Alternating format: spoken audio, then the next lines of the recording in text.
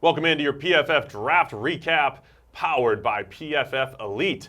Today it's all about the Denver Broncos, Sam, who at number 5 were a little surprised to see Bradley Chubb still on the board. Changed their entire draft. They had a deal in place with the Buffalo Bills to trade down, allow the Bills to come up for their quarterback.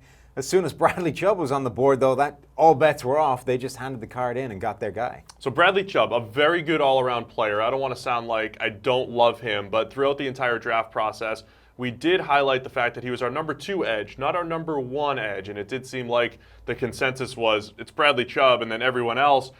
This was not a Myles Garrett situation. Last year it was Myles Garrett and then everyone else. This year we actually had Harold Landry as a better prospect than Bradley Chubb. And again, it's not because we don't love Chubb. There were just some question marks about his game and his pass rushing specifically, the most important part of his game, translating at the next level. Yeah, the bottom line is we have been through, watched and graded every single snap of all of these guys. And when you do that, Harold Landry was the guy that showed the real potential to be an absolute star as a pure edge rusher.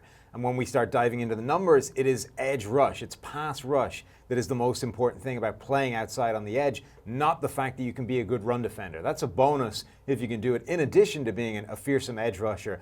But if you need the guy that can bring the heat, and Harold Landry has done that to a better degree than Bradley Chubb has so far in his career, and that's where you get the questions about how good Chubb can be at the next level. And Chubb he's a fantastic player. He explodes off the line of scrimmage, 270 pounds. He is great in the run game, but I want to dive into the numbers and show what that 3 years, it's actually 4 years of grading, 3 years of grading with translation to the NFL, though, has showed us. And just looking at the last few first-round picks, top 10 picks, and how they've compared, Joey Bosa and Myles Garrett, those guys were slam dunk, top 3 type of picks, but they also had elite college grades. You can see Bosa, 91 was his best pass rush grade at Ohio State. Myles Garrett, 90 at Texas A&M. And those guys that are at that elite level in college have essentially translated at the NFL level so far. Joey Bosa, 93.2 is his best NFL grade. Myles Garrett, 87.6, his best NFL grade. That's a partial season. He was on his way to even better than that. Here's where it's a little concerning. Bradley Chubb's best pass rush grade came last year, 86.7, very much in line with the Vic Beasleys, Dante Fowlers, Leonard Floyds, and Solomon Thomases of the world. And if you look on the right, their pass rush grades have not been as clear-cut and strong at the next level. They've been good, but not great. And that's why the whole time we said, look, Chubb's just not a slam dunk top 5 player. He was more of a 10 to 15 prospect on our draft board. So it's not a bad pick by any means. I just think you have to set expectations that he's a good 3-down defensive end type, but maybe not a Myles Garrett or a Joey Bosa. And that's despite Vic Beasley leading the league in sacks that year. That was a misleading number. It did not represent the true level of his pass rushing dominance. It was more a product of some unblocked plays, some cleanup sacks. It was a little bit of a mirage when it comes to his pass rushing skills, and we saw that the next year when he declined. He visibly deteriorated because he wasn't getting those free plays and getting free sacks. From a team building standpoint, though, I love adding another edge rusher to the mix in Denver. It could have been an afterthought. The Broncos are used to having Von Miller. They had DeMarcus Ware a couple years ago. They've gotten pretty good production out of Shane Ray. He's been up and down. And then when on the field, Shaquille Barrett has been really, really good. So, they've got guys on the roster. It still doesn't hurt to add a Bradley Chubb up front there. You're never truly set when it comes to edge rushers. So I do like that from a team building standpoint. So we had some question marks about the first pick. It wasn't a bad one by any means, but I think the rest of the draft looked really good for the Broncos. Yeah, I think so. They added some impressive playmakers. Second round, they got Courtland Sutton. This was a very interesting wide receiver draft because there was no true star pick there. There was no Julio Jones in this draft. There were a bunch of guys that we had at the bottom end of the first round, the top end of the second round, all really tightly bunched together, and Courtland Sutton was definitely in that group. 84.6 overall grade last season, our number 4 ranked wide receiver. He was used a lot as a deep threat at SMU. 38 deep targets, that was the 4th most last season. James Washington led the draft class in terms of those deep targets, but Sutton wasn't great on those deep passes. And really, I didn't realize this until they drafted him, but he reminds me a lot of Demaryius Thomas, a guy that he may be replacing ultimately down the line in Denver, and that is a guy who has incredible physical tools, amazing athleticism, big size, highlight reel plays, but has never really lived up to that physical potential. And his tape is all more highlights. It's more single plays here and there where you think, wow, that guy can do something special. It just doesn't happen consistently. And I think that's what you see with Courtland Sutton. Every now and again, he can make a spectacular pass on a deep reception or a spectacular one-handed grab, but you just don't see that consistently down to down. And it leaves you feeling a little bit underwhelmed looking at him. I love when you got that epiphany. We were on the air live, and as you were talking through his skill set, you were like, wait, this is Demaryius Thomas. This is the same guy. The thing I kept saying about Sutton at 6'3", 215, he moves really well. So you watch the tape first, you're like, what, this guy for 6'3", 215 gets in and out of his cuts pretty well. He's outstanding after the catch, forced 26 missed tackles on only 143 catches over the last 2 seasons. And then he goes to the combine and runs an incredible 6.57 3-cone. Incredible for even a short guy, never mind a 6'3", 215-pound receiver. So the fact that he has those skills to be able to run sharp routes, make sharp cuts after the catch, but he always left you wanting a little bit more on tape, and I think that's where the Demaryius Thomas comp comes in, right? You've got the spectacular catches, like you said, the after-the-catch ability, but then it's like, why is he getting bodied on this particular throw? Why isn't he using that catch radius a little bit more consistently? If he could tie up a few more of those plays, though, could be a really nice pick in the second round. Yeah, and I think his play after the catch and those broken tackles are both related. This is a guy, those are related to his 3-cone time. That incredible lateral agility, that I think is where he shows up best on tape. You watch him play, and all these great receivers in college see an absolute ton of bubble screens. It's college offense's way of just getting the ball in the hands of their best playmakers.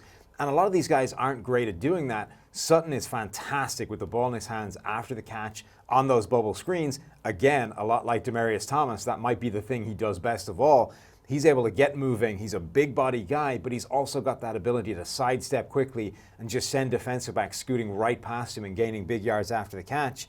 He averaged 5.3 yards per reception last season after the catch. This is a guy that can make big plays early on in the offense because he's just in need of catching those quick bubble screens. I'll flip back to their third-round pick in a second, but I want to stick with the wide receiver theme. They get Deshawn Hamilton in the 4th round, and I think that's fantastic value for. We had him on the draft board, a guy that a lot of our guys liked. Had him.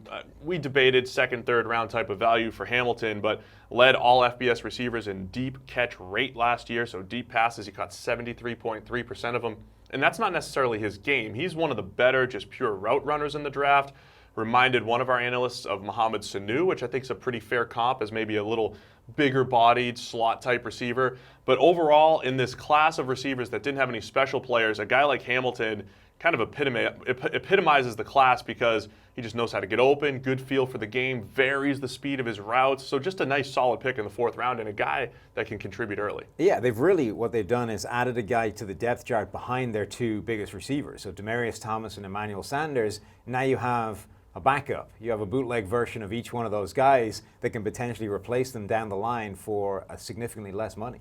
So 3rd round pick was Royce Freeman out of Oregon. You did a whole lot of work on him, and one of the more fascinating prospects when you look at his career arc. You can read it right in the PFF draft guide and just check out his career grades. It's all part of the PFF Edge and Elite package, and you can see he peaked as a sophomore, struggled as a junior, and crept back toward that sophomore level peak his last season. And a lot of that was injuries and the offense around him deteriorating as well. It wasn't all Royce Freeman going backwards, but that 2015 version of Royce Freeman was one of the best running backs we have seen since we've been doing college grading. He was absolutely fantastic that year. It was the 2nd highest grade we've seen from any running back prospect in this draft any time during their college career. So it was an overall PFF grade up in the 90s. Only Ronald Jones in 2017 can match that in terms of output, in terms of pure productivity. He was absolutely fantastic this year. He's a big back, but a guy that does not play like it. And I mean that both as a positive and a negative. He doesn't often run through contact between the tackles the way you expect a big back to, but equally he pulls moves on players that you think a guy that's 230 pounds should not be able to do. So I think he's a really good option for them in the 3rd round. Considering the guys that had already gone off the board in the 1st and 2nd, I think that's significantly better value for the Broncos. 2nd, 3rd round pick was Isaac Yiadom out of Boston College. Again, a guy that you scouted heavily. He's got good size outside at corner, but some developing to do, and looks like more of a developmental outside cornerback prospect at this point. Yeah, I think so. The league has been chasing these 6-foot-plus corners for years now. I think they've been artificially pushing a lot of these guys higher up the board than they should go because of their size. Yiadom is the same kind of guy. He does have potential. You can see those big flash plays, but there's still too much bad on his tape right now. A fourth rounder, Josie Jewell, out of Iowa, a guy who just had such a good, solid career at Iowa. 3 straight years of grading between 85.9 and 87.9 in the PFF system. That's 0 to 100, 100 being the best. That's really a nice, productive career in an Iowa system that plays a lot of zone coverage. So when you talk about what Denver is trying to do as a defense, they've gone from Wade Phillips, man coverage system, new regime over there, and they're playing a little bit more zone, and Josie Jewell has a lot of experience playing those zone types of concepts. He's a really good player, and he's good across the board. He is a complete linebacker. His only problem, really, is just being relatively athletically limited. He is not a special athlete, and that sometimes gets him into trouble. But if you look at this, he was our number 6 ranked linebacker. He was number 75 on PFF's big board, so I think they got decent value where they got him. But if you see this quote right here that tells you everything you need to know about him being good in the right area, it says, Jewell has been a quality coverage linebacker, allowed 0 touchdowns in 2017, despite leading the linebacker draft class with 55 targets on the season. So this is a guy that was in coverage an awful lot compared with some of these other coverage linebackers, and despite that did not allow a touchdown. His only problems came when he found himself matched up with a superior athlete, and you can see that immediately when you put on the Penn State tape. He gets matched up with Saquon Barkley, and that's just good night. He cannot live with Saquon Barkley one-on-one, but I think neither will most NFL linebackers as well. So the question with Jewell is going to be at the next level when the athletes are better, how much of a problem is that going to be? Luckily, he only has to face Barkley once every 4 years, other conference, so he can avoid him. It's not the Big Ten anymore. Josie, a couple more guys to round out the draft class. Troy Fumagalli, tight end at Wisconsin. One of the few tight ends in this class who actually has experience lining up in line and actually trying to take on defensive ends. So while I've completely hated on all of the tight ends in this class of run blocking, Fumagalli has more experience, and he gets in the way better than other guys get in the way. That's what I'll say about him. He has continued to improve. And then Sam Jones, guard at Arizona State. Again, a solid player, and not a bad guy that you're going to take a shot on in the 6th round. So overall, it's a pretty good-looking Broncos draft. It started with Bradley Chubb, who is just going to be a good all-around player, and I love the depth that they added at various spots across the roster. I think this is a good draft. I think they got several very good players at good value positions later on this draft. The only thing it leaves me wondering is what could they have achieved if they'd taken that Buffalo Bills trade to move down from number 5. So that's it. That is your PFF recap on the Denver Broncos draft. Be sure to check out the PFF draft guide as part of PFF Edge and Elite for more information about every Broncos prospect.